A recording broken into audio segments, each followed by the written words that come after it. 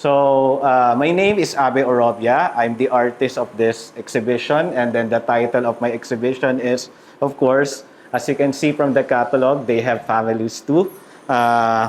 You can grab a copy later on, each one of you, and then of course, I can put a signature if you want, and then I'm gonna put your names on it, and then yeah. And then also I will be asking you to put your comments on the guest book, and then also on the dedication page. Like any comments, good or bad, I really appreciate it. Yeah, so I'm an artist, educator, and cultural advocate. I also write as well, time to time. Most of my contributions are in Art Plus Magazine. So Art Plus Magazine is the leading art magazine in the country. So the last write-up I did is Sir Junyi. Sir Junyi is from UPLB. He's residing there, but he's the father of the installation art in the country. What I also do, yeah, I teach in Benilde. I started teaching my career in UST, and then I can see some Tomasians here, and then some Benildians. And then I graduated also in UST. So I'm a Tomasian. And then, what more? I do curate. So when I say curator, we do the exhibitions design, layout, and everything else about curatorial work. So yesterday, 8 a.m. to 10 p.m., I had a talk with the high school students of De La Salle, Philippines. And then it's a good training and then sharing experience with them because they were going to have their thesis exhibition. So yeah, I'm just happy to share. Even the teachers, I think, really learned a lot in my lecture because I did not just show them what are the essentials of doing a curatorial work, but I show them evidences. When I show them evidences, I show them receipts of my curatorial work. So generally, when I put images in the PDF presentation, I put, of course, the screenshots of my curatorial work together with the comments of colleagues, fellow curators. So yeah, that's me essentially. And then when I am not doing those things from the academe and then promoting art, I'm painting. So today, I'm an artist in front of you. I'm a fellow creative.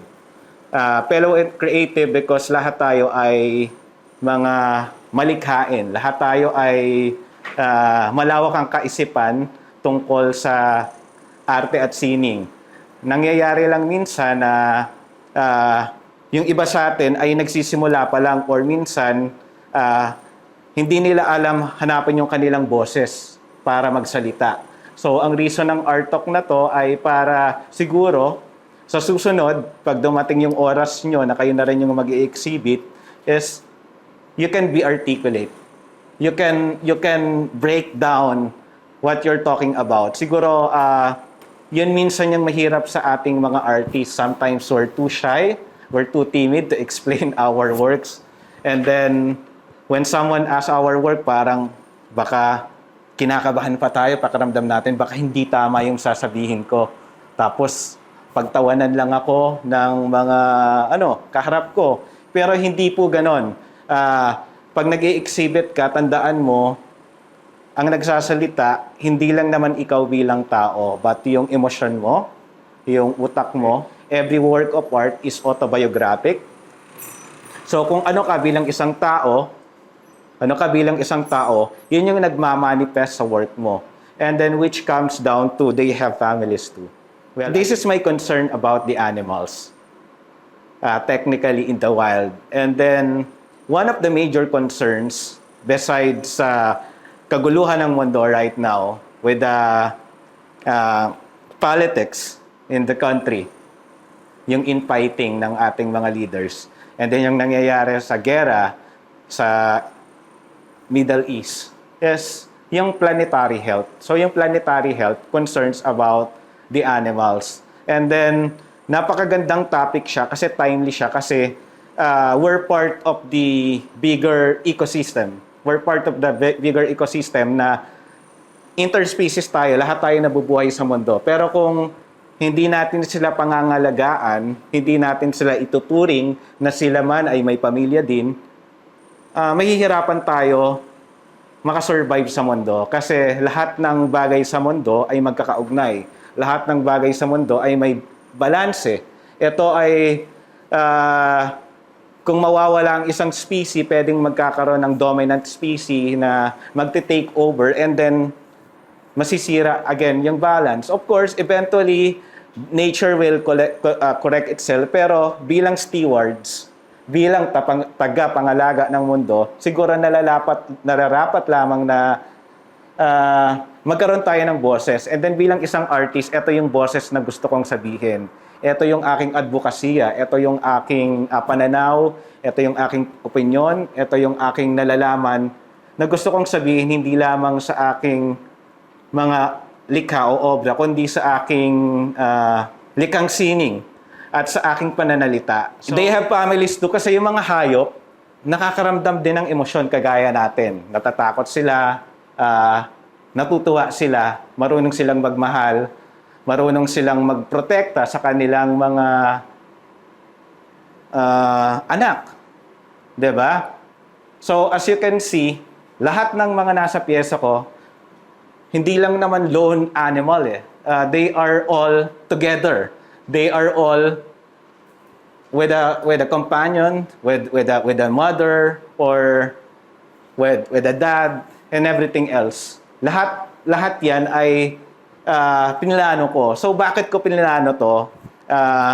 I grew up in Muntinlupa City. So Muntinlupa City. So kung hindi nyo alam yung Muntinlupa, ito po ay Alabang. Kilala kami sa Alabang. Kasi yung Alabang ay isang part lang po ng Muntinlupa City. I grew up in Muntinlupa City. And then before it was a city, it was the last part of Rizal. And then technically, at the time, 90s, batang 90s ako, nakikita ko na talagang, ano pa yun, masukal, bucolic. That's the term. So marami pa siyang mga puno-puno, may mga bukid pa. So I was able to play with animals. I mean, ang una kong alaga, gurame na isda. Nahuli ko sa paliguan ng kalabaw. So at a young age, I was able to love nature dahil nakita ko yung kahalagahan noon, 'di ba? So nakasakay ako ng kalabaw, nakikipaghabulan ako sa guya, yung batang baka. Yung lola ko, maraming pato, yung mga bibe, nakikipaghabulan ako. Yung mga manok. So again, at an early age, siguro nagkaroon na ako ng early love or affection, affinity sa mga hayop. And then, with a trip in Subic Bay, we had an exhibition. So I started my career as an artist at a young age. Although I did lay low, I stopped for painting for quite some time because I went to the academy. So what I did, when we went to the Subic Bay, that's the first time I saw National Geographic Channel. And then, when I saw it, wow, nakakita ko ng ibang hayop. Hindi lang yung mga kalabaw, hindi lang yung mga kabayo, hindi lang yung mga aso. May mga iba palang hayop, 'di ba? And then, na-fascinate ako sa kanila. Tapos, palagi ko silang ginagawa in oil pastels. Diba? So, as you can see from here, yung nakikita nating mga artworks rito, these are my works when I was a teen. Okay, ito pong image na to. Ayan. Nakakapit lang. So, these are my works when I was, young. So, ginawa ko siya sa pastel. And then it just happened that the first one I did, so this is around 4 feet by 6 feet. So 48 by 72 inches, no? By 72 inches. So the first one was collected by the Unified Group of Companies. The second one was by the City Hall of Mandaluyong. So it was the Mayor Abalos, the old senior one, who bought the piece to me when I was a kid. And then, of course, Roel Vicencio, a good friend of mine, is here to give a proof that nakikita niya raw yung piyesa ko nung bata pa lang. Although, Yeah, it just happened that maybe I know how to paint, I know how to draw when I was a kid. And then, my parents were supportive. 'Di ba? So again, ito yung narrative, no? And then, syempre, hindi naman yan laging pinipinta ko, mga hayop. Growing up, syempre, nagpinta ko ng nature, nagpinta ko ng mga tao. Kaya lang, during my last exhibition in World Art Dubai, that was April this year. So, ang title ng exhibition ko is Spirit of the Wild. So, instead of just putting the landscapes that I usually do, I did. And then this is the continuation of the exhibition. This is a follow-up exhibition. They have families too. And then the story is I partnered with several National Geographic photographers. And then of course, not every one of them did reply right away. Yung iba, deadma. Yung iba, nag-agree. These two pieces artworks are from the reference nung doktor ko sa mata when I was a kid. So hiniram ko yung yung kanyang photo because he went to safari in Africa.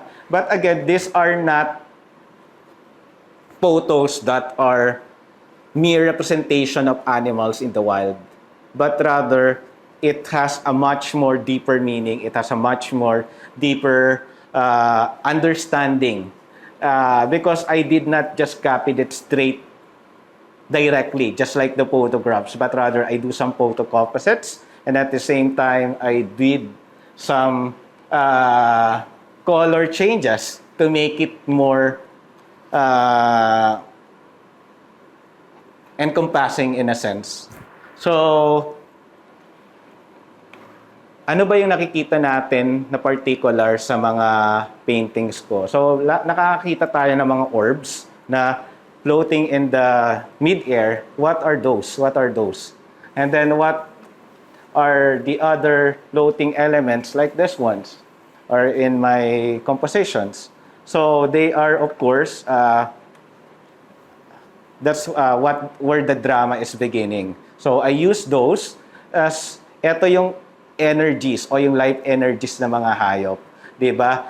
To further emphasize yung kanilang mga pakiramdam. Like for example, the elephants would love to play. So what I did, talagang naglagay ako ng maraming mga orbs dyan na nagpo-float na parang to make it look like na para talagang they're trampling the ground, but at the same time, they're really playful. They're really happy on what they are doing because that's what elephants do.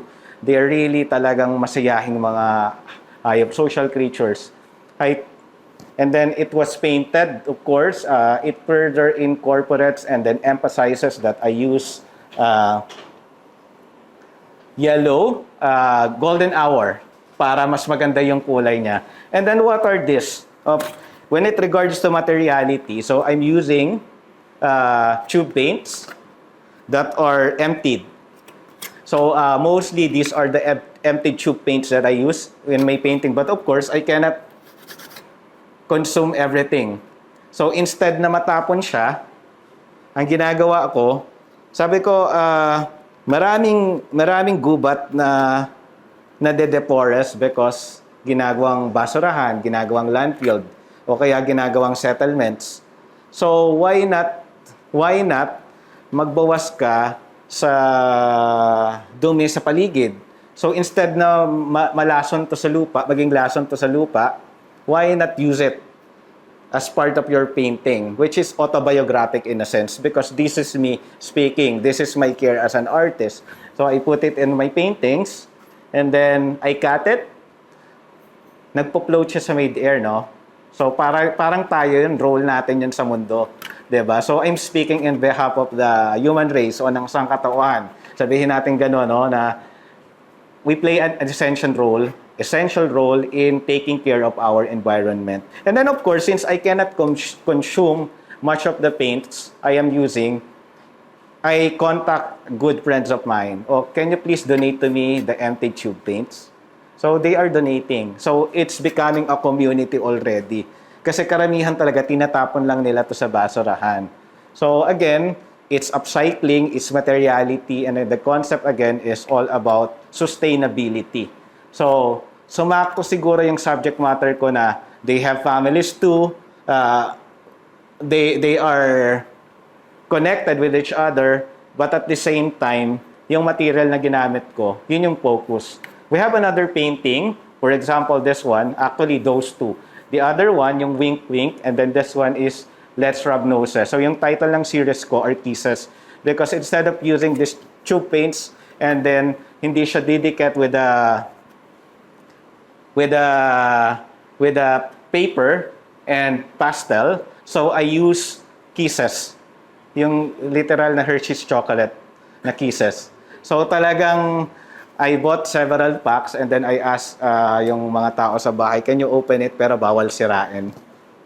So maingat na bubuksan para magamit ko siya. So yan yung ginamit ko. And then maganda yung ginamit ko talagang Kisses kasi it resonates with the idea ng halik. Ano ba yung halik sa tao? Pagmamahal, 'di ba? Pero ang elephants, they rub their trunks with each other, 'di ba? Or they play with their trunks. The same with those two lion cubs there. They just wink para ipakita yung affection nila sa bawat isa, 'di ba?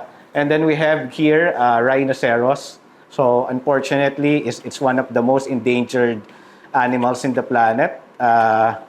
In fact, kaya na-invento yung unicorn dahil sa mga rhinoceros sa medieval ages.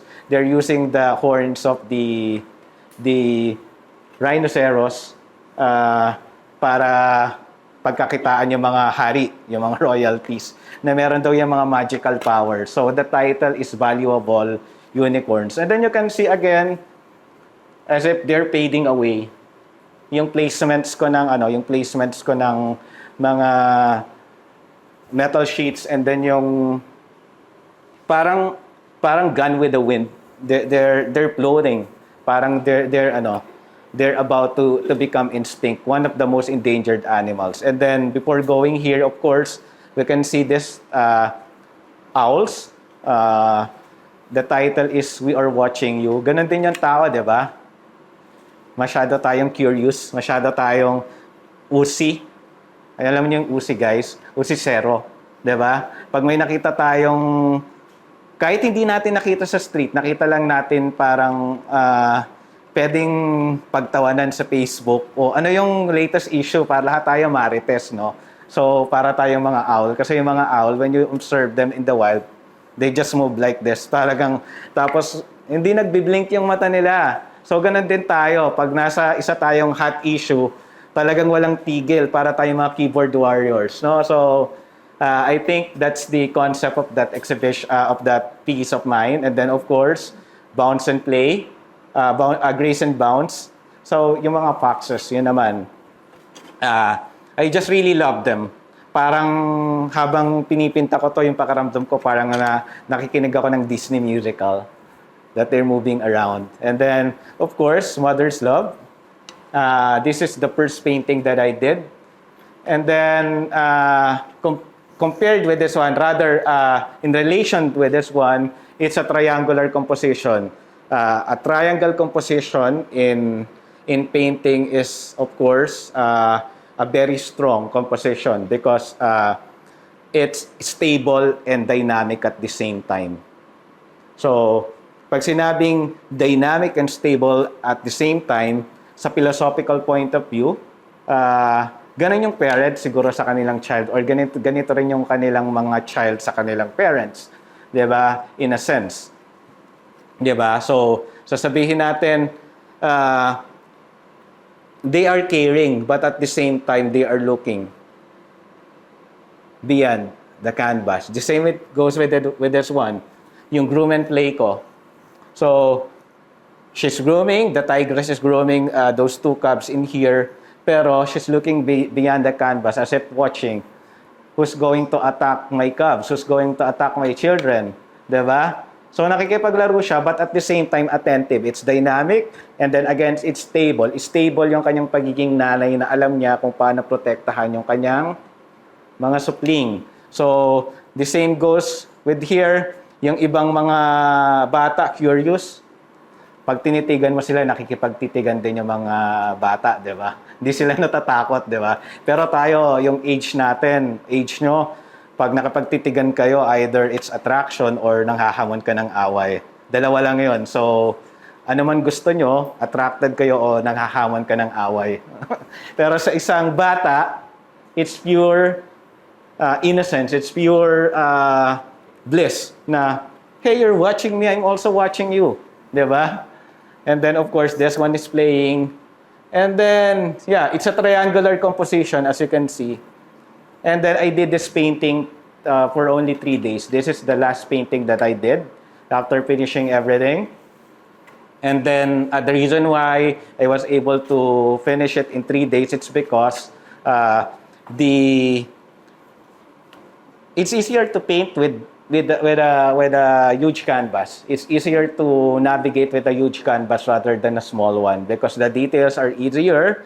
And then, may I say as well that at this point of time, parang nakuha ko na yung momentum with everything. So when I work on this, it's easier. Plus the pressure that while I was doing this, nahihiya ako kala Jack, nahihiya ako sa Art Verite, tapos nagpapakonstruct kami ng bahay. So, every gabi lang ako nagpipinta. So, matapos yung construction sa bahay, syempre may alikabok.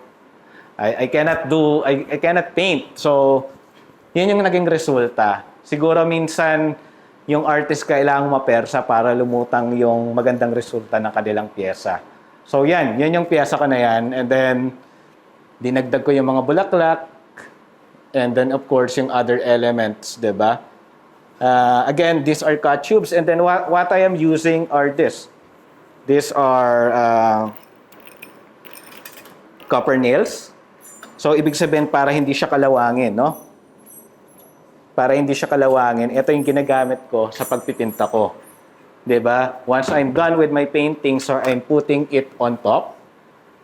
So, that's the concept. And then, of course, we had also the last painting, we move with pride. So of course yung packs ng yung grupo ng mga lions ay pride yung tawag, 'di ba? So one of the most social animals are lions besides the elephants.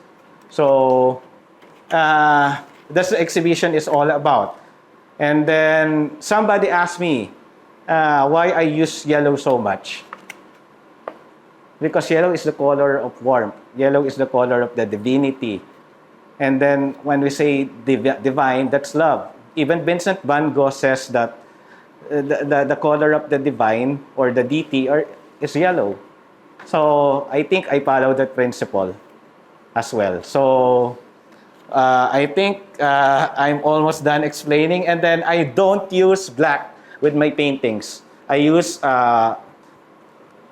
raw umber, burnt umber, some grays, but not black. And then on the stripes of the tigers, on the spots of the cheetahs, and then some lions, I use purples mostly. So that's why it has some glow in it, yung mga paintings ko. Kahit yung pox, may ginamit akong purple. Ano ba yung purple? It's the color of the human aura. So, I'm using everything that I know, psychological, and then, of course, philosophical sa aking mga painting. So, that's how I paint. Again, my message is yung kapwa culture na lang, no? Kung makikita natin yung sarili natin sa mga hayop, mas magiging tayong better stewards ng mundo, mas magiging tayong mabuting tao. Kasi sila man ay may mga pamilya din. Kailangan nilang palakihin yung kanilang mga anak para sa future. So, kung tayo, hindi natin nakikita yung sarili natin, sila nakikita lang natin na lesser beings sila, na wala naman silang silbi sa mundo, again, we fail as humans. So, yeah, that's my exhibit is all about. Thank you. Yes po. I noticed sa mga baby paintings, the framing feels similar sa mga baby photos sa family photo studios. Was that unintentional? It's kinda an intention kasi particularly marami akong stray cats sa bahay. I have my lahi na I have a ragdoll, but of course meron din akong yung mga yung stray cat. So, na-observe ko sila, pinipicturean ko. So, mahilig ako sa mga baby na animals. They're so cute, they're so irresistible. And then how can you get mad at them? Like one cat of mine, although he is grown up already, yung frame ng painting ko, nabagsak niya, binili ko ng 1,000, nasira. Bakit ako magagalit sa kanila? So yeah, it's kind of intentional. It's again because that's the power of art. It's to create an emotion, to steer emotion in your painting. So kung na-steer ka, maraming salamat, no? 'Yon kasi iba't iba yung connecta sa atin ng mga painting, 'di ba?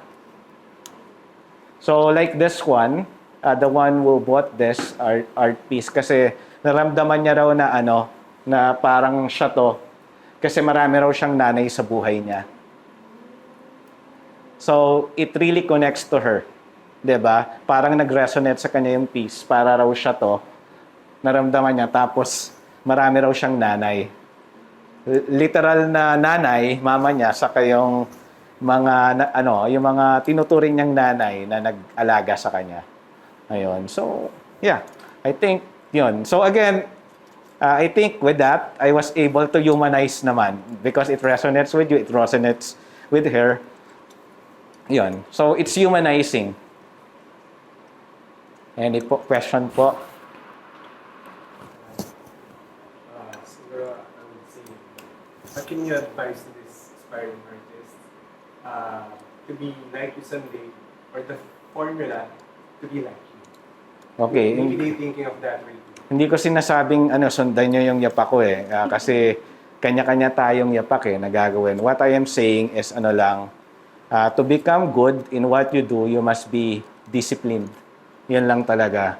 Walang ibang way kundi maging disiplinado ka lang at mahalin mo yung ginagawa mo. Yung tipong kahit naiiyak ka na, ipagpatuloy mo pa rin. Kasi at the end of the day, akala mo wala siyang resulta, pero yung iba nagsasaya, ikaw naghihirap, pero bandang huli, ikaw yung tatawa. Diba? Kasi, nagawa mo yun ng tipong, at a young age, wow, I was able to do this. Yun lang. Yun yung pakiramdam, hindi dahil naghahanap ka ng validation, pero ang sarap ng pakiramdam yung gusto mo, na-achieve mo through hard work. Kasi pag meron kang emotional investment sa isang bagay, you will learn to love it. So it starts with a hobby and then eventually it becomes a discipline. And then kahit yung tingin mo pangit yung gawa mo for this time, eventually gawa ka lang ng gawa, gaganda at gaganda yun, marerefine yun eh. Saka mas maiintindihan mo rin yung subject matter mo. Easier. Kasi imagine when I did this, actually, ang baduy niya nung tinitignan ko, wala pang meaning eh. Kasi nung ginawa ko siya nung teens ako, nung bata ako, ang nakikita ko lang siya, natuwa lang ako sa tigre, pero mahilig ako sa hayop, pero wala siyang meaning masyado, 'di ba? Ito kasi naniniwala ako, again, yung ginagawa kong conservation efforts saka yung about the sustainability and materiality, it doesn't mean that encompassing o marami akong nasasako, pero naniniwala ko sa mga small acts of kindness, dito nagsusurvive yung mundo. Diba? Hindi siya nagsusurvive dahil sa grand gestures. It's the small things that keep things at bay. Yan lang. So, any more questions? Sir Chris? So, I-comment yung application ng gold kasi yung pag nakikita ko artwork parang just for the sake of putting gold. So, it becomes more of a distraction rather than a compliment. Parang siya nag-blend din siya since yellow yung glow ng paintings mo. So, ako na yung tanong, ano ba yung purpose mo besides aesthetic value sa paglagay mo ng mga gold sticks. Yan, I have to repeat because Sorry, it's okay. Hindi, no, it's okay. Actually, again, the reason why I'm using this, it's again for the sake of materiality and then of course sustainability efforts, because as an artist, so my subject is all about environment. It's all about the creatures that living in this planet. So hindi ko lang sila ipipinta kasi kung ipipinta ko lang sila as is like them, pictorial, yung dating, parang siguro lahat na nagpipinta na ng ganun. Diba? I have to ask myself, kung ipipinta ko sila na mukha silang totoo or impressionistic rendition of them, it's just them being them. So what I did is of course use this use tube paints, empty tube paints, and then apply it in my artwork. So it's not just for the aesthetic values, but then again, ito yung care ko na bilang isang artist, ito yung autobiographic statement ko sa mga piyesa ko. Ginagamit ko to dahil nangangalaga ako sa nature. Ayokong lumason to sa lupa. Ayokong masira ang lupa dahil itatapon lang to sa basurahan. At may iwan sa landfill, no? Ako kanina gold. It's use tube paint siya. So again, dinonate sa akin na yung iba nito, no? Sila Shana, Orencio, sila Otoneri. Marami pa akong ibang pinapaipon ko muna. Sabi ko, ipunin niyo yung piyesa niyo. Basta sa akin lahat ang bagsak niyan. And then again, binagay ko rin siya, again, na, for example, eto, nagulat, parang yung sa comic strip, no? Tatlo, no? Parang, I'm trying to humanize kasi tayo rin to representation yan, role natin yan Kung nagpa-apply sila dyan, parang, to dual meaning. Parang nagpi-fade away sila sa background kasi, again, sila yung mga creatures na most vulnerable. They nearly extinct. But at the same time, tayo yan na nag-hover sa air. So kung the same thing goes, pag nawala sila, pwede rin tayong mawala. Kasi lahat ng bagay ay interconnected, lahat ng bagay magkaugnay. Yun. Thank you. Sir, Yes po. stupid question. About the tube paint. Ano yung feeling na, tapos na yung painting ko, no? Tapos na, pinaghirapan ko na itong araw. Right, papakuha ko ito ng ano. Ano yung feeling na bigla mong papakuin sa piece mo yung tube paint? Paano kamali ka, wala akong ganun po. Ang ano yan ang ginagawa ko, para syempre hindi magkamali, tinitape ko muna siya. Di ba? Magtitape ako, tapos ilalagay ko. Pero lumalayo ako. Sometimes I ask my mom, I ask my brothers, can you take a look? Di ba? Minsan pagod na yung mata ko, that's honest. Me being honest. Pero nilalagay ko siya intuitively.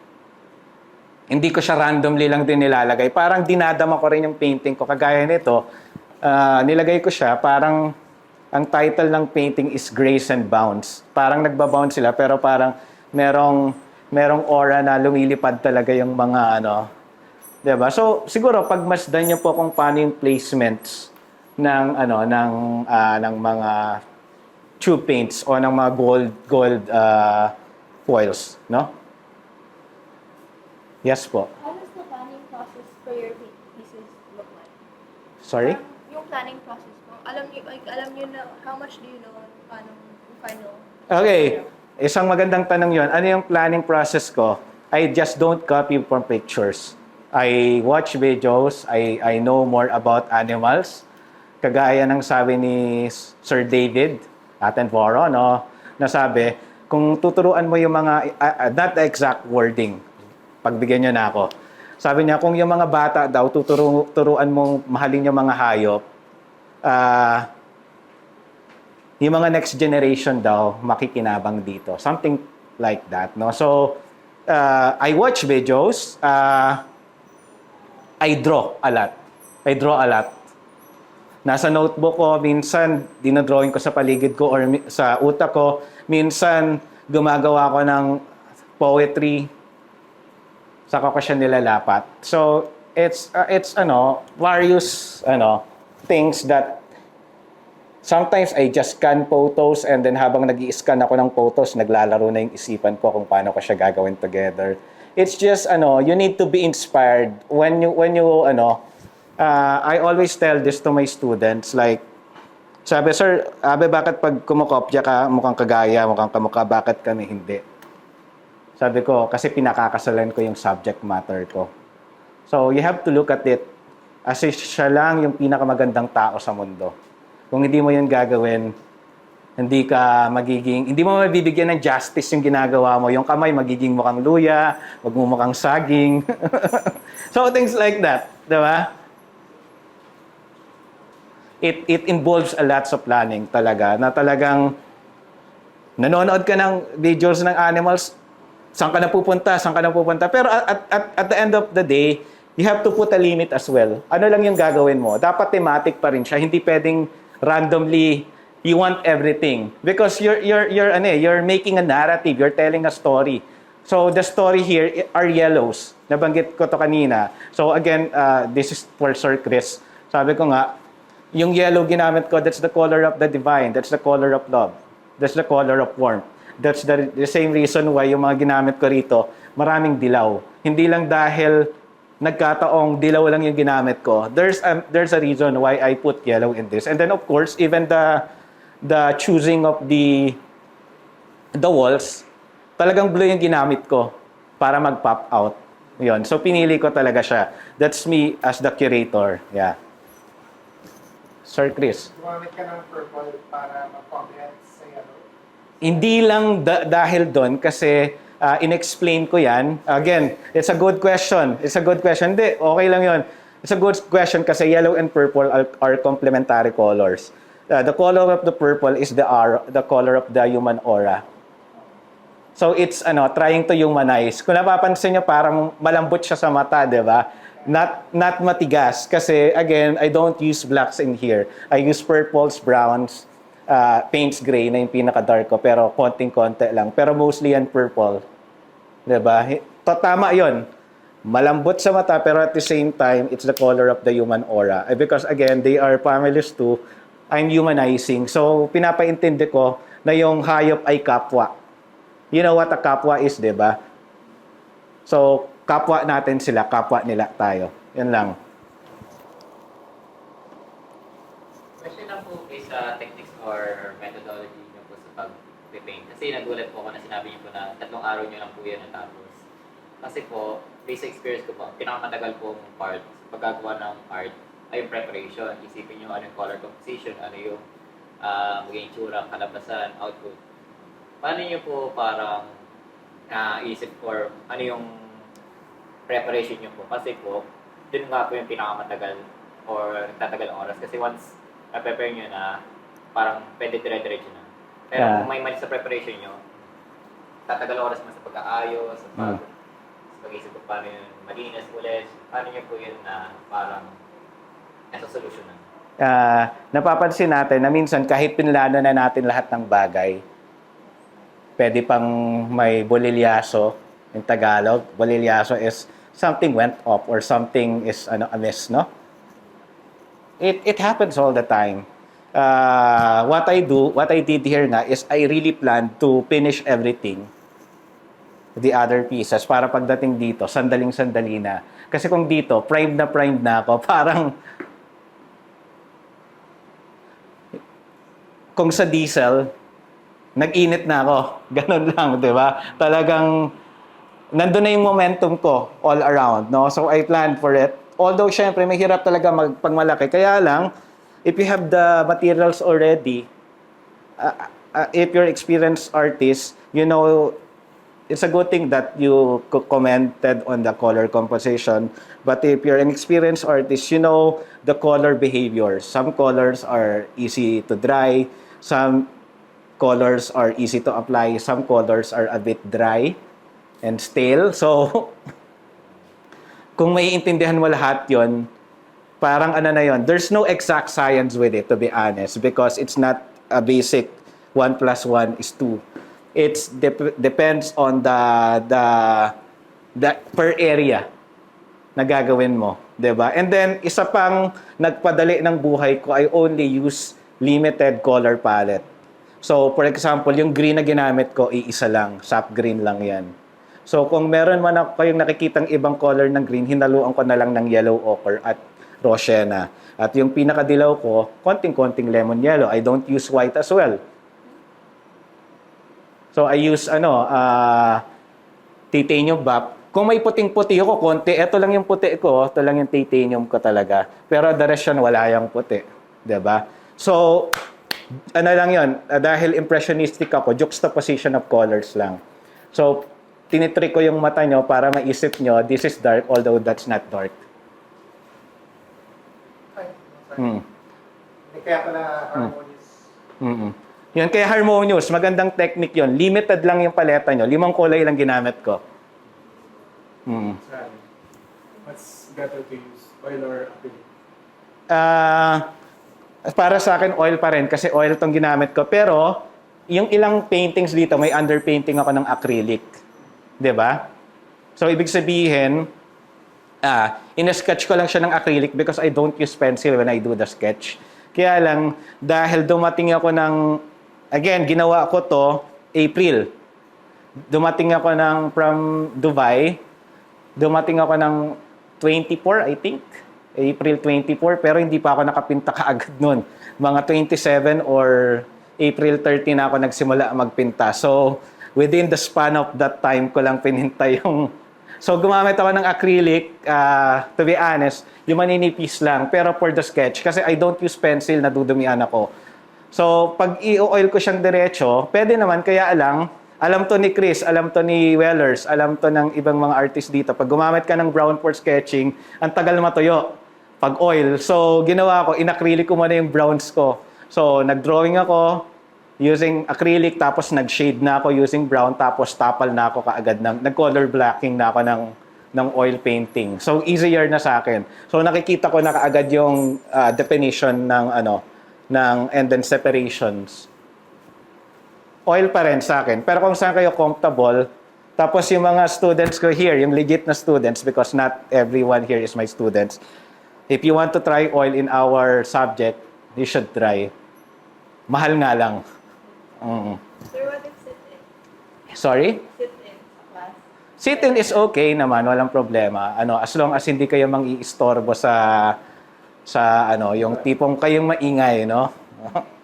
It all happens all the time. You know, I have several students that yung iba graduate na, bumabalik lang sa akin, talaga nagsisitin lang. I mean, or almost graduating na, nami-miss daw nila yung klase ko. They do sit-in sa classes ko.